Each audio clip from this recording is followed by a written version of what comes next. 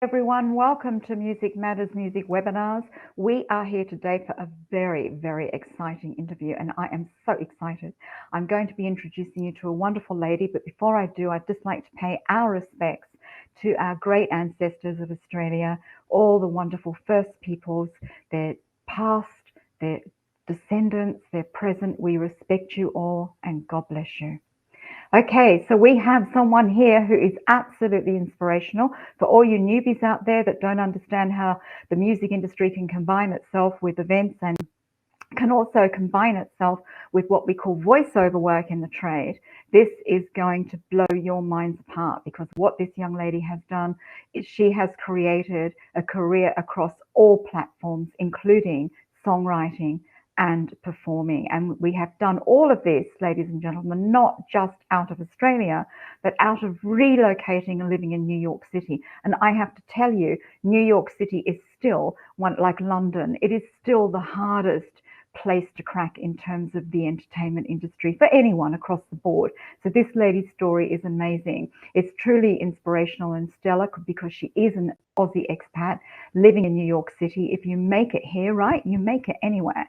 So as an international speaker, an international voiceover artist, a performer, a songwriter, an author, I mean to say, we go on, we don't stop there, managing her own events, her retreat and events, and she has a partnership venture there. Now, I have to ask, and before we go any further, I really, really, really want to introduce you to Karen Jacobsen. Karen, welcome. Oh, g'day. And g'day to you too. Now, was this a little girl's dream that you would grow up and do all these amazing things? And I haven't even spoken about your role over 400 million GPS and smartphones approximately worldwide as the voice of Suri. So we can come back into that in a minute. But the little girl living in Australia, was this your dream? When I was 7 years old, I was in our family living room in Mackay in North Queensland, where there were zero professional musicians when I was growing up.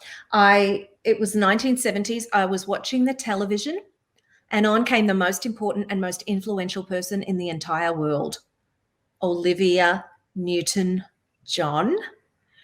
And when I saw her, my life changed. I knew I wanted to become a professional singer and move to America. So that was my little girl's dream. Wow, that's amazing. And you've been able to take that moment and all the challenges that have come clearly with it to move on and move past. This is just brilliant.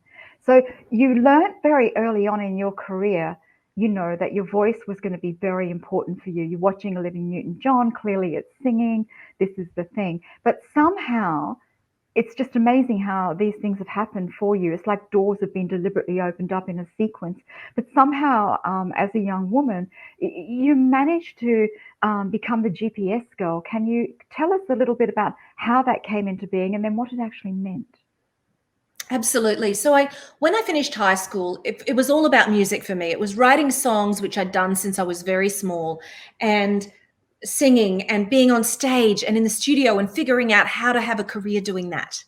And I came to Brisbane. I went to Brisbane and I studied at the Queensland Conservatorium. I fell into jingle work and piano bar work, and I was making a living from those in the 1980s in Queensland.